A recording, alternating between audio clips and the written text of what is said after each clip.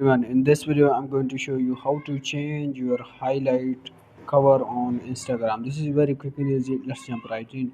First of all, open your highlight on Instagram. Here you can see you uploaded on Instagram. After that, here click on top bottom here left. Here you can see three lines. Click on this. After that, here you can see edit highlight. Click on this. After that, here you can see edit cover. Here you can see, click on this edit cover photo. Click on this.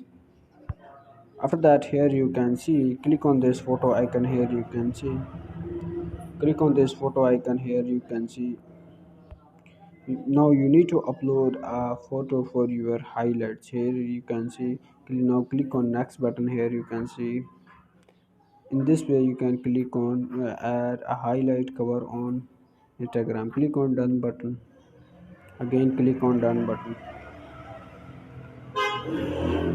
Here you can see our highlight color has been changed. In this way you can easily change highlight cover photo on Instagram.